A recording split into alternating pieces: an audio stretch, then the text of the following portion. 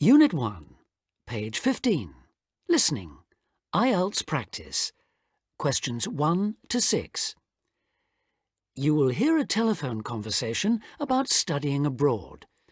You should answer the questions as you listen because you will not hear the recording a second time. Listen carefully and answer questions 1 to 6. Hello, admissions guidance. How can I help? Hello. I'd like some information about studying at your university. Can you help me? Yes, of course. What course are you interested in applying for? International business. I already have a first degree from a university in my country. Fine. So you'd want to do a master's level course? Yes, that's right. OK. We offer an MIB course. That's a 12-month full-time course. I can send you details of that course, or you can download a PDF file from our website. Could you put it in the post, please? I don't have access to the internet at the moment. Could you tell me what qualifications I need for that course? Yes, for the MIB, you need a first degree. The minimum qualification is a 2-1 or a first. Okay. And in English language, you need a score of 7 or above in IELTS. That's not a problem. I have a 9. That's fine. Could you tell me the course hours and the semester dates, please? Yes, there's a total of 10 hours of lectures, seminars and tutorials a week, and there's an extended stay abroad at the beginning of the second semester. That involves spending a month at the national head office of a multinational corporation. Okay. And the semester dates are... just a moment. OK, the first semester starts on the 27th of September and ends on the 22nd of January, and the second semester runs from the 7th of February to the 27th of May. Can you tell me a bit more about the actual course content? Well, I don't know much about the course personally. I'm an admissions officer, but I can read the course description for you if you like. If you need to know more about the academic side, you'll need to speak to the course tutor. Thanks.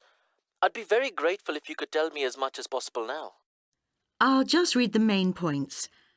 It involves the advanced study of international organisations, their management and their changing external context.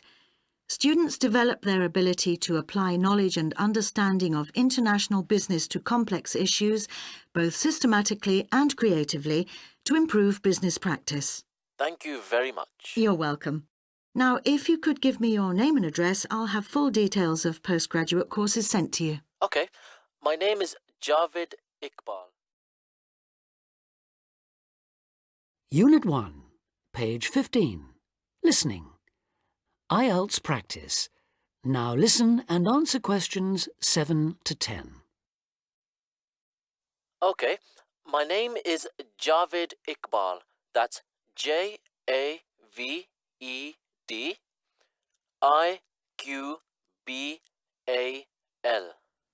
Thank you. And your home address, Mr. Iqbal? It's Aga Khan Road, Shalimar 5, Islamabad, Pakistan. Thank you. And could I ask you 1 or 2 more questions for our records? Yes, of course. What was your first degree in? I did economics. I got a first-class degree. And where did you study? At the university here in Islamabad. OK. Now, you said you had an IELTS level 9. Could I ask what your first language is? Actually, I'm bilingual in Urdu and English. Thank you very much. I'll put full details in the post today. Thank you. And thanks for all the information. Not at all, Mr. Iqbal. Thank you for calling. Unit 6, page 75. Listening. IELTS practice. Questions 1 to 6. You will hear a talk about societies and events at a university. You should answer the questions as you listen because you will not hear the recording a second time. Listen carefully and answer questions 1 to 6. Hi, and welcome to the Students' Union. You've all been here a week now, and hopefully you're finding your feet. You might be wondering what there is to do on campus, apart from going to lectures, doing essays, going out with friends and having late nights. Tonight, you're going to hear about some of the societies, clubs and associations that you can join as a new student, as well as the cultural events going on that might interest you. Richard Hillman from Student Services has come along this evening to tell you more. Good evening. It's good to be here and to see you all. But let me say straight away that as students of the university, you are entitled to join free of charge over 100 societies on the official list. OK, let's begin. I'd be prepared to bet that whatever your interests, you're almost sure to find a club or society here for you. Not surprisingly, there are the long-established clubs that you can find at any university, like the football club or the drama society, along with a whole range of less usual clubs. For example, the Rock Society. We do have a rock climbing club here, but the Rock Society has nothing to do with outdoor activities. It's a music club. That takes me neatly on to the Mountaineering Club. Now, it might surprise you that a university in one of the flattest parts of the country has a thriving group of mountaineers. They meet twice a week on Tuesdays from 5 in the afternoon until 10 o'clock in the evening, and on Thursday afternoons from 1 o'clock until 5. At their regular meetings, they use the climbing wall, but they also organise trips to real mountains both here and abroad during the vacation. Another rather out-of-the-ordinary society you might like to try is the Dance Club. They meet regularly every Friday. This term they're running salsa classes. Next term it's tango. And in the summer it'll be Scottish dancing. Quite a selection. They also put on special events twice a term, either performances by visiting groups or actual dances. Their next event is next Saturday when they're putting on a Latin evening. Go along and try out your samba. At the moment, the dance club is trying to attract new members who may have new ideas for future classes and events. If you're an overseas student, you may find there is a society for students from your country putting on events that'll make you feel more at home. The Mexican Society, for example, is putting on a special Christmas celebration with traditional Mexican food and drink. And every 4 weeks, the Hellenic Society has a film evening. There are also national societies for Malaysian, Turkish and Chinese students. And don't forget, these societies are open to everyone, whether you're from that country or not. Unit 6, page 75. Listening. IELTS practice. Now listen and answer questions 7 to 10. Finally, I'd like to say something about the flourishing arts scene here. This is centred mainly on the Lakeside Theatre and includes a full programme of music, theatre and visual arts. As far as visual arts are concerned, the University Gallery has exhibitions throughout the year. The work of local, national and international artists is regularly on display, as well as exhibitions featuring contemporary architects and designers. The university also has a permanent collection of modern Eastern European art on display. As well as the conventional theatre productions put on by visiting professional companies and student groups, there is a workshop studio which stages more experimental drama. And finally, music. Concerts catering for a variety of musical tastes include performances by visiting groups, as well as homegrown talent. The university has its own jazz band and choir. As with the other groups I referred to earlier, you're eligible to join these, but of course you will be required to go for an audition. So, there you have it. Obviously I haven't covered everything in this short introduction, but I hope I've given you a flavour of what's on offer here. Unit 3, page 39. Listening. IELTS practice. Questions 1 to 6. You will hear a conversation about plans for a university sports centre. You should answer the questions as you listen because you will not hear the recording a second time. Listen carefully and answer questions 1 to 6. Before we go on to look at specific sports, let's think for a moment about the non-sports facilities we really need here. Things like better changing rooms and showers. Yes. If this really is going to be a state-of-the-art building, it'll need to have high-tech amenities, but also places for people to chill out after all the exercise they've been doing. Somewhere they can meet up for a drink or whatever afterwards is essential in a place like this. But what else? How about a sauna?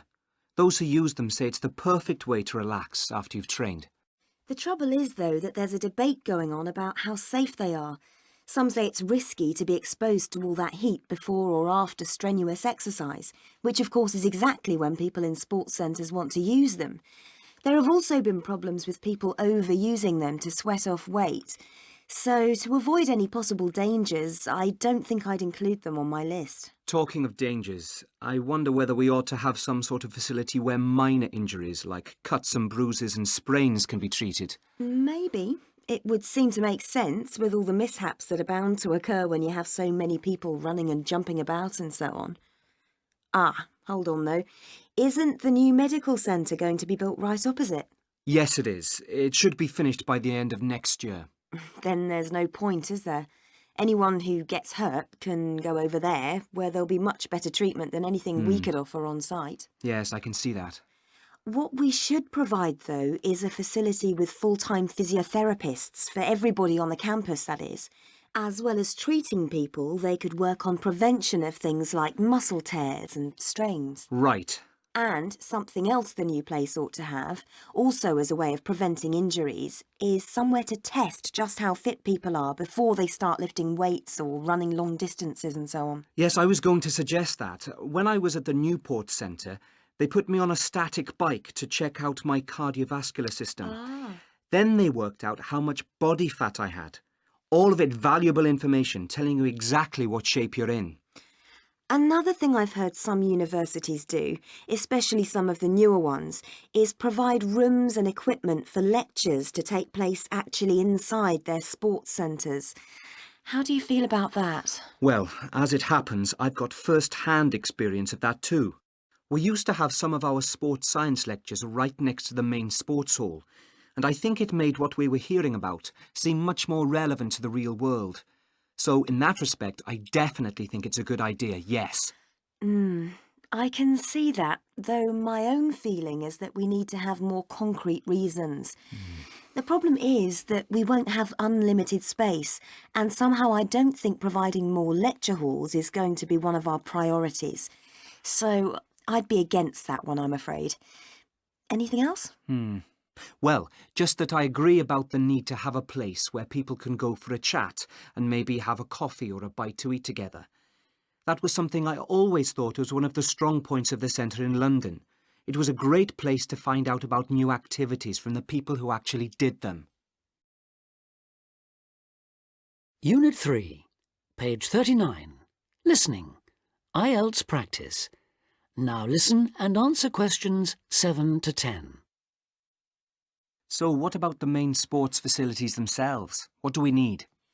Well, we don't need a rugby pitch because there's already one on the campus. The same's true of table tennis, really.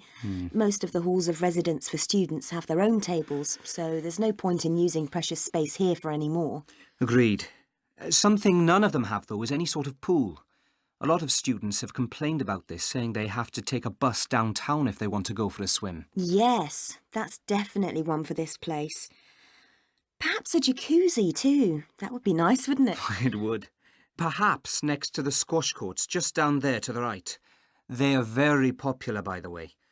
I think we should have a couple more here, don't you? Absolutely. And another sport that's been growing in popularity is volleyball, especially since we did so well at the last Olympics. Don't you mean basketball? Yes, I do, sorry. Anyway, the point is that there is a court in the old gym next to the Students' Union building, but it always seems to be fully booked up, even though it's not very good. And there's nowhere else on campus to play. OK, let's have one of those too. How much space have we got left, by the way? IELTS Masterclass by Simon Haynes and Peter May. Published and copyright Oxford University Press 2006. CD 2. Unit 8, page 99. Listening. IELTS practice. Questions 1 to 10. You will hear part of a lecture about a website. You should answer the questions as you listen, because you will not hear the recording a second time. Listen carefully and answer questions 1 to 10. Good afternoon. I'm Jenny Ironbridge, and today I'm going to be continuing my series of talks on information technology. by looking at an innovative information source available on the internet. I'm sure you're all familiar with the strengths and weaknesses of the popular search engines like Google or Yahoo. Sometimes you can find what you're looking for instantly. At other times, searching for something which may or may not exist can be a frustrating and time-consuming experience. So, where can you go to get the information you want? The information source I want to talk about is called Wikipedia. As its name suggests, it's a form of encyclopedia. It's already the largest information source in history, both in terms of its breadth and its depth. But what makes Wikipedia really unique is that it's a democratic project. The content is completely free to access, and it's written entirely by unpaid volunteers. Changes and additions are being made all the time to articles which exist already, but it's also possible to contribute whole new articles. And basically, anyone can contribute, once they've grasped the basics of editing the pages.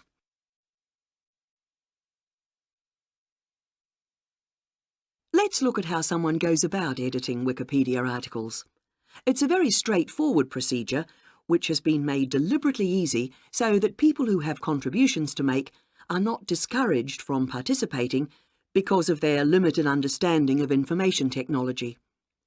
Let's start by imagining that we are reading an article and we come across information that we consider to be incorrect or incomplete on a page of Wikipedia. First of all, we decide we'd like to change it.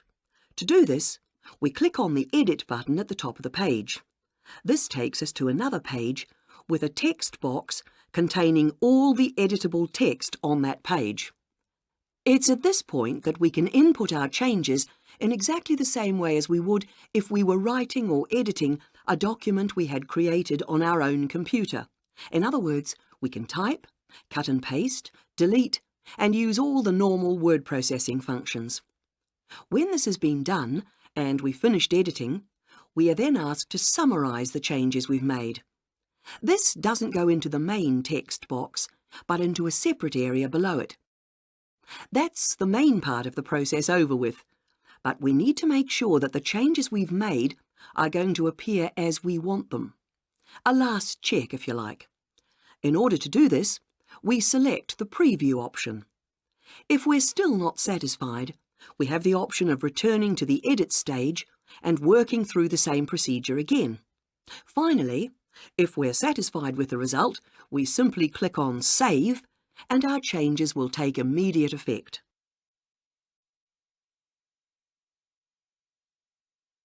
A question that might already be forming in your mind if you are not familiar with Wikipedia is this: how can I tell whether information is accurate? This particular point has led to criticism from some people, especially academics and professionals. The short answer is that you can't tell. But if you think about it, how can you check the accuracy of information you read in a conventional encyclopedia, or in a newspaper, or on other internet websites?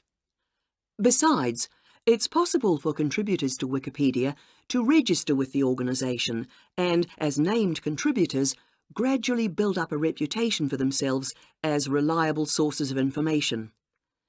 The other point to be aware of is that there are administrators who monitor contributions that are added by anonymous sources and check for biased, out-of-date or incorrect information.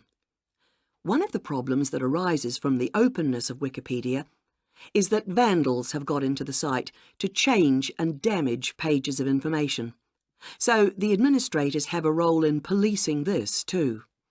Lastly, Wikipedia encourages editors to stick to certain rules, which help ensure the quality of entries.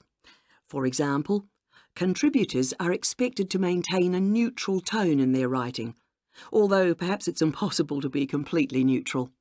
Also, entries are not allowed to include original research, which is intended to prevent contributors from simply submitting their own views.